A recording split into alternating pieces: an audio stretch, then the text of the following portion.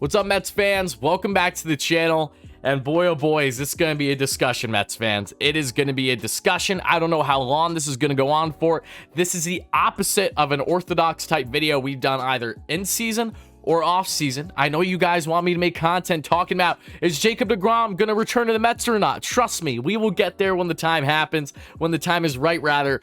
But right now, what is most important is me just being a diehard Mets fan, sharing my thoughts and opinions with you fellow Mets fans on the conclusion of the 2022 season for the team in Queens. Why? Because I haven't gotten the chance to do that yet, because my health has not been of the best thing over this past week. There's a reason why I was not able to go live after the Mets season concluded on Sunday. There's a reason why I was not even able to be part of my podcast on WardyNYM on Monday with Anthony Recker and Joe Serralo. And again, I made it abundantly clear. I posted on the community tab. I put it on Twitter. Most of you guys know this by now if you've been following the channel, but as much of a maniac diehard Mets fan that I am, someone that has followed this team to a T from game one all the way until this year's conclusion, that followed them to a T all off season, nonstop, pre-post lockout, covering everything you need to know about this club, and the year prior, 2 years straight of covering this Mets team like an absolute madman, has essentially finally caught up to me to a certain extent. Why, you might ask? I'm going to keep it brief.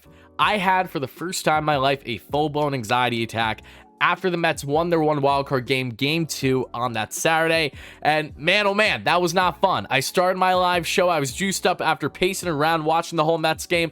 Adam Ottavino trying to give us Mets fans a heart attack that we saw there in the top of the ninth. Thankfully, they would get out of the jam without giving up, say, a grand slam to tie the game or anything. Mets won game 2. That was awesome, even though it was short-lived. So we go on to start my live post-game show. I'm juiced up. We got roughly 1,000 concurrent viewers. We're feeling great, but I don't feel good right away. There's something about me that feels off. And as we continue with the show, 25, 30 minutes in, I have to cut things abruptly because I'm going to be honest, I thought I was having a full-blown heart attack.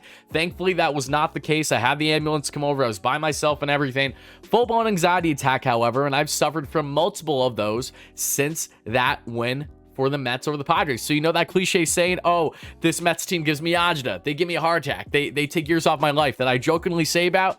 Yeah, to a lesser degree, that's exactly what has happened. I am so immersed in this Mets team. I love them to death, but I take it so seriously that it has, in fact, impacted my life. And again, bad habits have come with that as well. Staying up way too late from doing my post-game shows, having energy drinks, things I shouldn't be doing, especially the energy drinks. That's a big thing where when we're having late post-game shows, I want to make sure I'm as juiced up as possible. So normally, like, this is the Mountain Dew I drank the night of when everything happened. So no more energy drinks for me for a while, thankfully.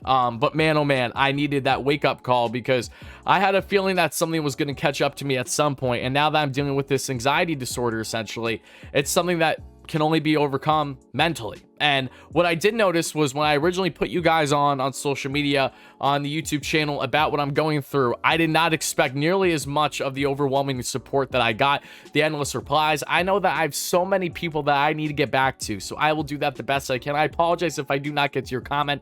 Please do not take it personally. I've been off my phone for the most part throughout the entire week. I haven't been answering texts or anything because I've been sleeping for the most part. I've been resting up. This has not been a fun week for me. Something I've never dealt with before, and now I get anxiety over the smallest things. So it's an uphill battle trying to overcome this, and just doing this video feels like I'm taking a big step forward. I'm happy that I'm doing that, but again, I'm not trying to get too much on a tangent here about my personal life. This is about me sharing my raw thoughts on the Mets and this year's conclusion on it. If again, we should be upset as Mets fans, should we be happy with the overall result? Rightful arguments all around. We'll get into that in a second, but I just wanted to give a massive thank you to each and every one of you amazing Mets fans that have been supporting me since day one, support me all year long, and we're there in support, sharing your own experiences of anxiety, because I know it's a very common thing that a lot of you guys have reached out to me for. Trust me when I say that I love you guys more than you'll ever understand. Thank you so much for that support. It really does mean the world to me. So enough of me talking about my health. I know, anxiety, whoop the effing do, right? Wake up. I just want to get that out there for the people that had the audacity to think that I was not going to go live when the Mets season ended that Sunday, because I promise you, if I was was even able to get in front of the camera without feeling like I was going to collapse, I would have done it. Guys, I was so bad that Sunday night when the Mets season ended, I wasn't even allowed to get emotional about their year ending. I had to bite my tongue, and then I started getting emotional like 2 days later because I knew if I got worked up, then my health was going to go right to the shitter. So that's me being completely blunt and honest. I don't want to hear one schmuck other than myself out there say that I was ill prepared, that, oh, of course he doesn't go live for that show. I would have 100%. That's why we did the podcast the next day, and I couldn't even be a part of it still with Anthony Recker and Joe Sorrell, because again, I wasn't in a position where I was able to handle the big lights in front of me right now, talking in front of a camera, especially on a live show where there's natural pressure on me. So I apologize, but again, if you guys know me, you know I'm not bluffing here, and this is something that I'm going to be dealing with for quite some time. So we'll see how the offseason goes and what it means for me. But now let's talk about the New York Mets, okay? What a whirlwind of a year it was for them. I mean, I'm going to come out and say it right away. Was this year a disappointment? Absolutely. Absolutely. Okay?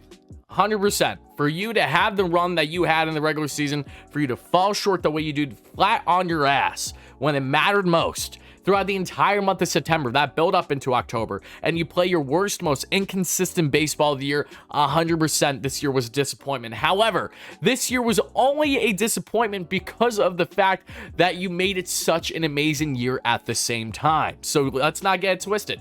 It was a disappointing end, but it was a hell of a ride up until that final month of the regular season into postseason, okay? When the Mets won 101 wins, for the second time in their franchise's existence, that's a big effing deal. When Francisco Lindor has his best career season, when Pete Alonso has an amazing season, 2 MVP caliber players for the New York Mets, when the Mets are top 5 in so many categories, when you have Mad Max Scherzer, when you have Jacob deGrom, guys are shoving up until it mattered most, obviously, down the stretch. It was an absolute beautiful sight to witness, to watch, to see, and I was so grateful to be really covering this Mets team all year long. There was no better time.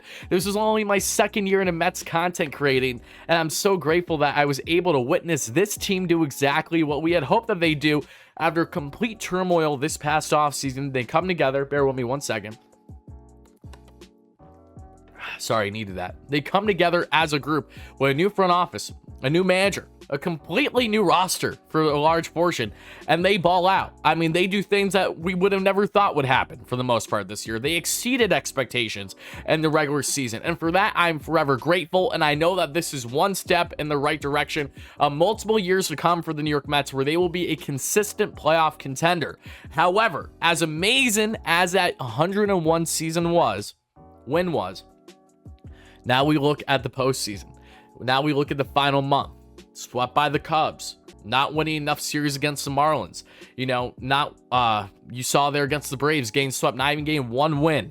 Just imagine where the Mets could possibly be if they won the division. Again, we're not going to here to reflect that way. I'm just trying to make a point here. The Mets had so many things in their favor in that final month of baseball, and they blew it wholeheartedly. And then they faced a Padres team who had their number during the regular season, and they didn't skip a beat for the most part in the wild card round. Okay, the Mets got that one win against Snell, who they knew how to beat up on him. They knew how to get his pitch count, but even that game ended up being more of a grind towards the end for the Mets than it needed to be. Point being is that this, from a regular season perspective, was one of the best seasons in Mets history, 100%.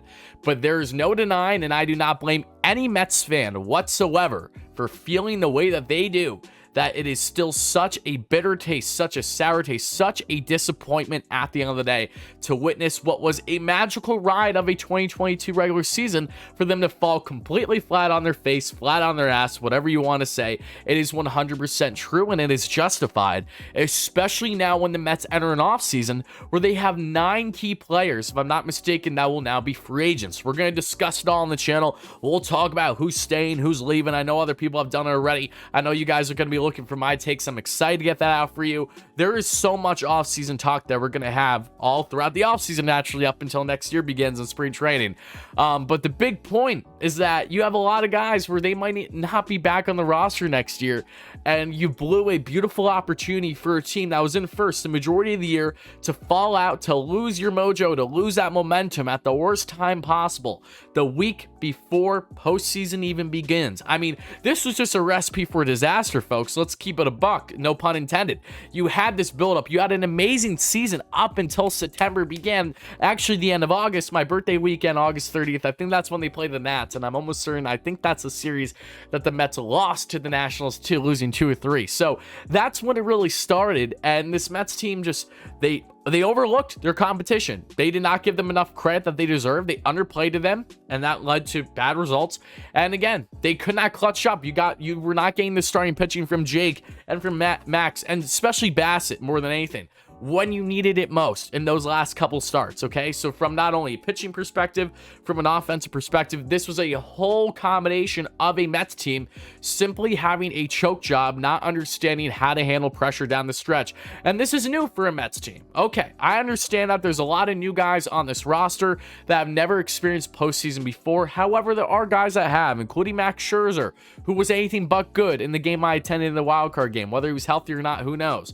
Same thing can be said with plenty of other guys with playoff experience. You know, you can justify to agree that this is a new Mets team. It takes a lot to overcome the amount of adversity and turmoil in 1 year to become basically a World Series contender. They did that up until that final month of the year when it mattered most for them. So looking back, my final thoughts are, it was an absolute pleasure watching this Mets club top to bottom all year long, and it's really upsetting knowing that this team will not be intact, probably nearly the same next year. You know, whether it's for better or for worse, we have yet to see. Thankfully, the Mets have this owner named Steve Cohen, who's kind of an absolute, I mean, let's be real here. Steve Cohen is an absolute beauty. He is a diehard fan like us. I can only imagine what his emotions were witnessing the Mets really start to fall flat on their ass in the final month of the year, and then fall, of course, in the wild card round against the Padres. In the wild card round, guys. Nothing short of a disappointment, an underwhelming end to the season for a Mets team that really ended prematurely. You know, as we said in the podcast the other day, it really does suck. It hurts my gut, especially as a guy who, again, is not just a diehard Mets fan, but I cover this team for a living. You know, like you, I'm crushed to be watching games on it every single night, all year long. We've been doing this. I've been doing this, guys. I've been doing this all year long. I don't know. I didn't even know how to handle not making content for like 3-4 days for the first time in a while. I'm not used to this, guys. I'm not at all. It upsets me when I can't watch my Mets because this is part of my routine. This is part of my livelihood. Yeah, this really stinks. It hurts a lot. It's a great learning curve for this team. However, I'm excited for them for next year. I know that this is not one of those things where the Mets, they make playoffs this year, then they're not going to make playoffs for another 5 to 8 years. That isn't the case. I fully expect Mets to make playoffs next year, and maybe, just maybe, they will have a better team intact and a better roster overall to produce when it comes to being clutch and postseason play. You don't have to be the best team in the regular season to be the best team in postseason. We all know that by now. But man, I will say, I feel the pain just like all you Mets fans. I'm going through it as I speak to you right now. Also, the anxiety thing is still not 100%, so that's kicking in too. So I'm going to wrap up this video in a second.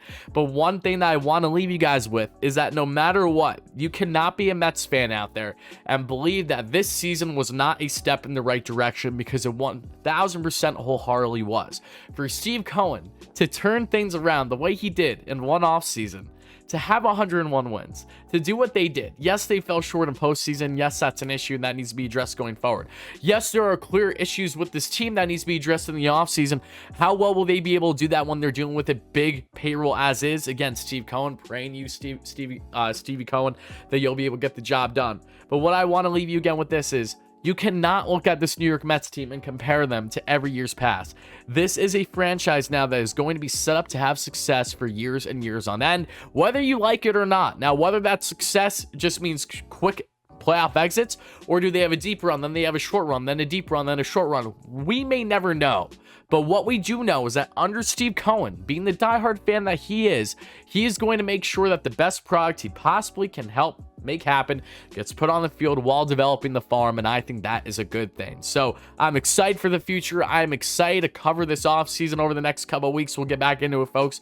But thank you guys all so much for the amazing support all year long, and year 2 on the channel, soon to be year 3 as we get in next year. It's going to be a blast, and thank you guys so much again for helping make this my livelihood. I love covering the Mets. They are my team, just like you guys are watching this. You love the Mets too, I'm sure. But seriously, it has been nothing short of an absolute pleasure reacting, sharing raw emotions, comments, interviewing, doing all this fun stuff with you fellow fans all year long. And trust me when I say, as always, this is just the beginning. So have a great rest of your night, day, evening, Mets fans. Thank you so much for watching. If you ended up enjoying this kind of Mets content and you want to see more great Mets content like this, more orthodox content, which is something unlike this video, make sure to smash that like and subscribe button, sharing this video with your friends, put on the notification bell, all those great things. Love you, Mets fans. I'll talk to you again hopefully real soon. LGM, baby. Peace out.